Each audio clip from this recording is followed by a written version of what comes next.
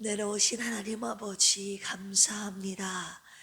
2026년도 우리의 삶의 길을 주님께 맡깁니다. 성령님이여 주님의 길로 우리를 인도하여 주시옵소서. 오직 주님의 말씀 따라 주의 길 걷기를 원합니다. 새벽에도 시편 25편 말씀을 통하여 주의 길을 따라가게 하시고 성령님 인도하심에 따라 순종하며 기쁨으로 하나님의 이 길을 걷는 한 해가 되게 하여 주시옵소서. 감사하며 예수님의 이름으로 기도합니다. 아멘. 옆에 계신 분들, 앞뒤 계신 분들과 작가를 인사 나누겠습니다. 영광의 왕이 들어가십니다. 문을 활짝 여십시오. 네, 거룩하신 주님 영광의 왕께 예배하는 2026년도가 되기를 주님의 이름으로 축원합니다. 오늘은 시편 25편입니다. 시편 25편은 길을 잃은 죄인이 환난 가운데서 하나님의 인자와 진리를 붙들고 다시 주의 길로 인도함 받기를 구하는 기도 시편인데요. 우리 함께 합독하도록 하겠습니다. 시작. 여호와여, 나의 영혼이 주를 우러러 보나이다. 나의 하나님이여, 내가 주께 의지하였사오니 나를 부끄럽게 않게 하시고 나의 원수들이 나를 이겨 개가를 부르지 못하게 하소서. 주를 바라는 자들은 소치를 당하지 아니하려니와 까닭 없이 속이는 자들은 소치를 당하리이다. 여호와여, 주의 도를 내게 보이시고 주의 길을 내게 가르치소서. 주의 진리로 나를 지도하시고 교훈하소서. 주는 내 구원의 하나님이시니 내가 종일 주를 기다리나이다. 여호와여, 주의 긍휼하심과 인자하심이 영원부터 있었사오니 주여 이것들을 기억하옵소서. 여호와여, 내 젊은 시절의 죄와 허물을 기억하지 마시고 주의 인자하심을 따라 주께서 나를 기억하시고 주의 선하심으로 하옵소서. 여호와는 선하시고 정직하시니 그러므로 그의 도로 죄인들을 교훈하시리로다. 온유한 자를 정의로 지도하시며 온유한 자에게 그의 도를 가르치시리로다. 여호와의 모든 길은 그의 언약과 증거를 지키는 자에게 인자와 진리로다. 여호와여, 나의 죄악이 크오니 주의 이름으로 말미암아 사하소서. 여호와를 경외하는 자 누구냐? 그가 택할 길을 그에게 가르치시리로다. 그의 영혼은 평안히 살고 그의 자손은 땅을 상속하리로다. 여호와의 친밀하심이 그를 경외하는 자들에게 있으며 그의 언약을 그들에게 보이시리로다. 내 눈이 항상 여호와를 바라보면 내 발을 그물에서 벗어나게 하실 것이미로다. 주여, 나는 외롭고 괴로우니 내게 돌이키사 나에게 은혜를 베푸소서. 내 마음에 근심이 많사오니 나를 고난에서 끌어내소서. 나의 곤고와 환난을 보시고 내 모든 죄를 사하소서. 내 원수를 보소서. 그들의 수가 많고 나를 심히 미워하나이다. 내 영혼을 지켜 나를 구원하소서. 내가 주께 피하오니 소치를 당하지 않게 하소서.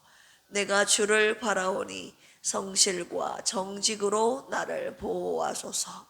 하나님이여, 이스라엘을 그 모든 환난에서 속량하소서. 아멘. 시편 25편은 다윗의 시입니다. 그런데 구체적인 역사적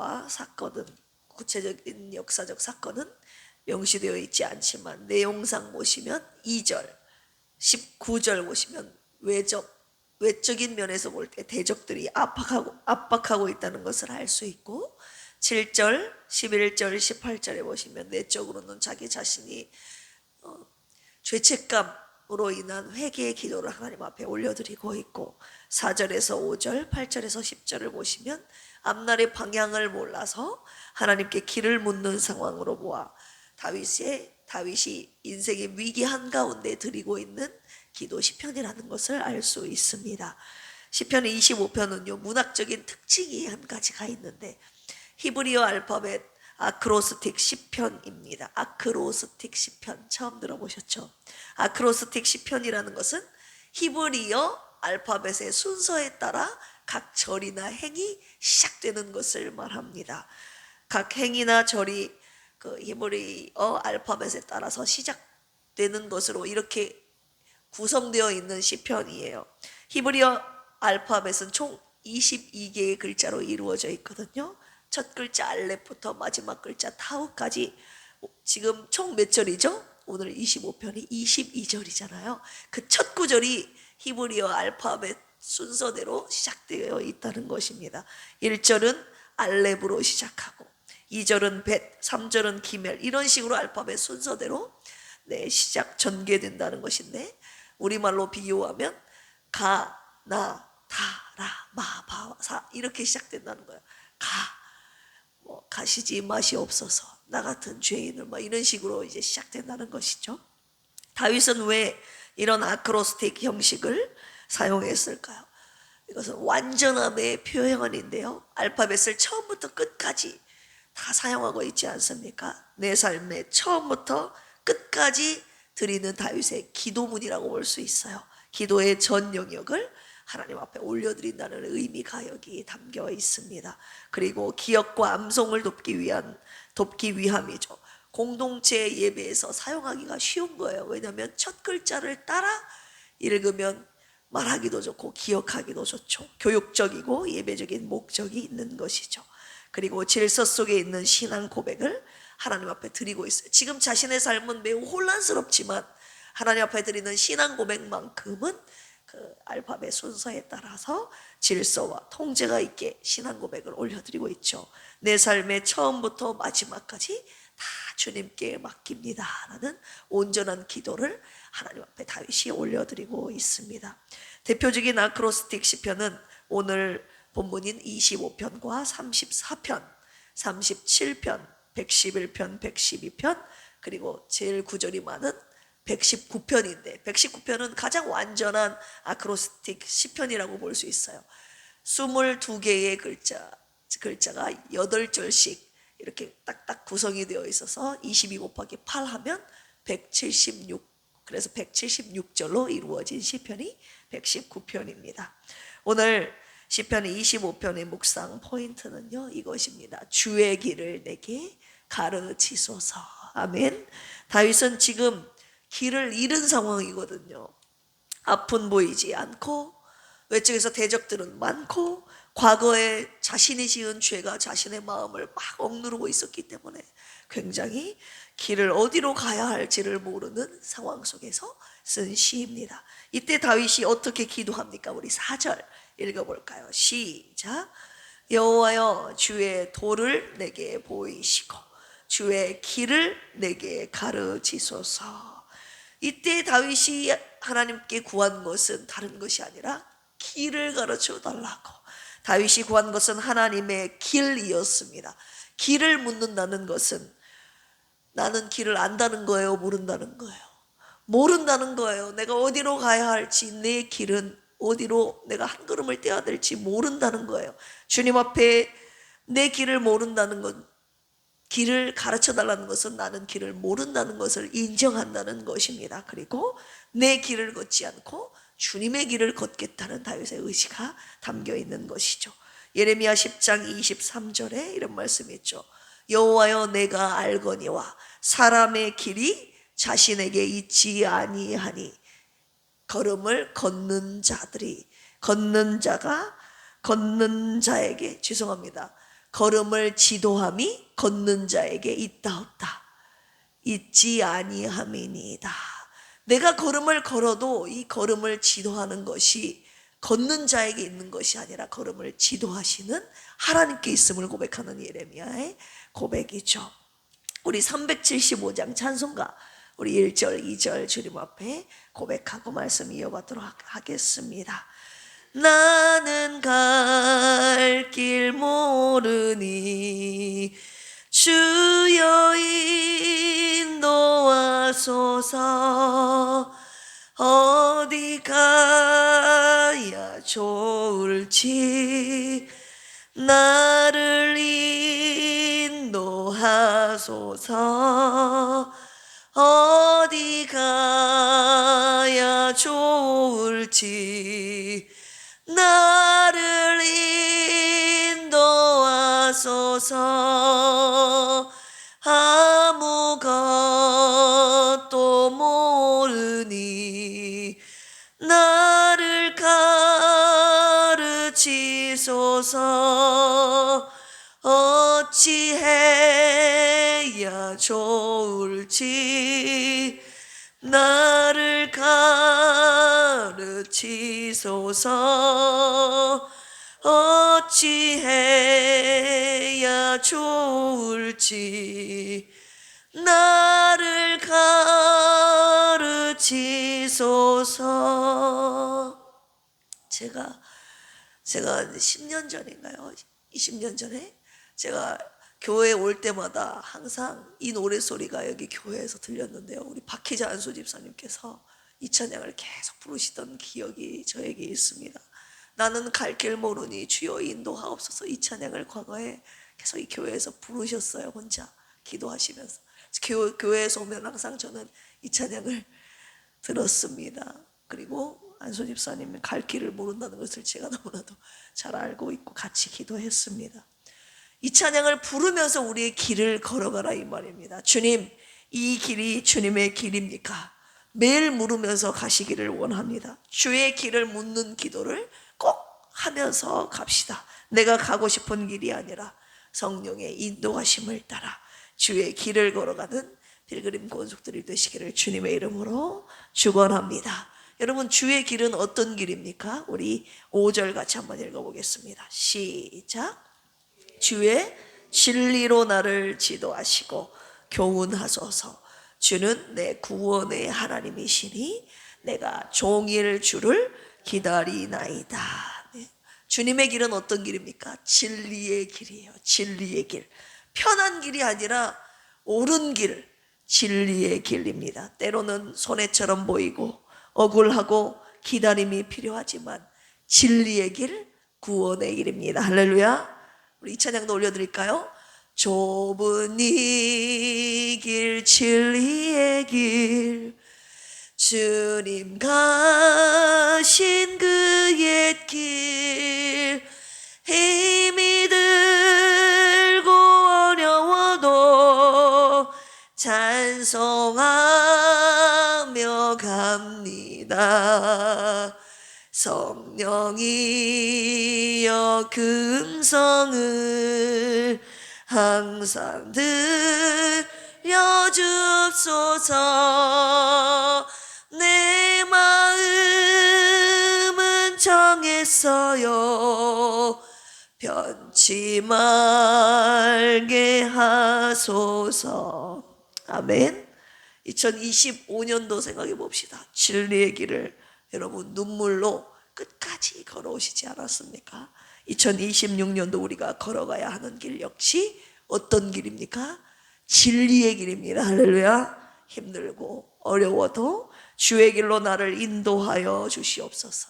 주의 진리의 길로 나를 인도하여 주시옵소서라고 기도하며 우리 함께 순례자의 길 걸어가시는 우리 모두가 되기를 주님의 이름으로 축원합니다.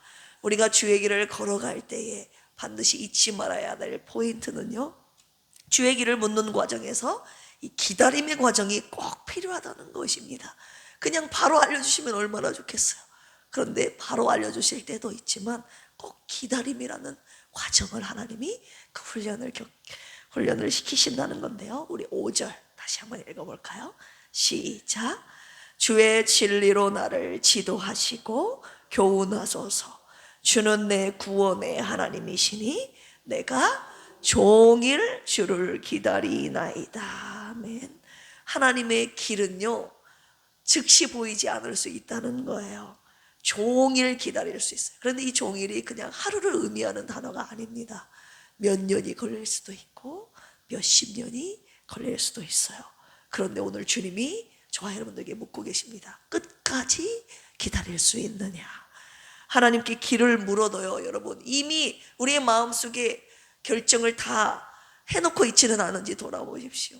하나님 앞에 길을 가르쳐 달라고 하면서 내 마음속으로는 이미 결론을 다 내고 있어요. 내가 어떻게 해야 될지 내 생각으로, 내 판단으로 이미 길을 내고 있다, 이 말입니다. 주님이 왜 우리를 기다리게 하시는 줄 아십니까?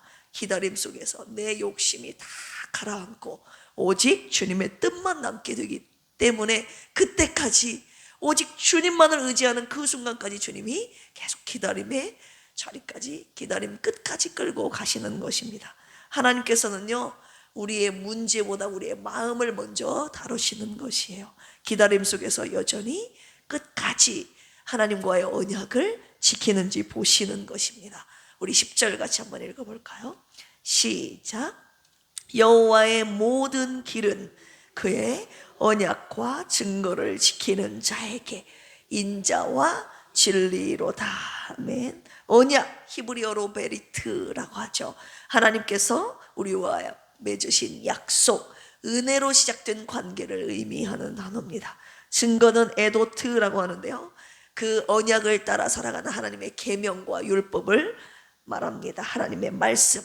여러분, 응답이 빠를 때는요, 누구나 하나님을 신뢰한다고 말할 수 있습니다. 그러나 기다림 속에서 진짜 내 신앙의 동기가 드러나게 되는 것이죠. 주님께서 그래도 너 나와의 약속을 붙들겠느냐? 라고 저와 여러분들이 기다림 과정 가운데 묻고 계시는 것입니다. 하나님은요, 언약을 확증할 시간이 필요하신 것입니다. 중간에 포기하지 않고 끝까지 기다리는 자에게 하나님이 주시는 것이 있으니 그것은 바로 인자와 진리입니다. 인자, 하나님께서 주시는 영원히 변치 않는 언약이 기초한 당신의 사랑, 그리고 진리입니다. 하나님의 진리. 응답이 늦어져 혹시 이 가운데 답답하고 괴로운 분들 계십니까? 응답이 늦어질수록 오늘 주님과의 언약을 더 붙들라고 말씀하십니다. 6절 보시면 같이 읽어볼까요? 시작. 여호와여, 주의 긍휼하심과 인자하심이 언제부터?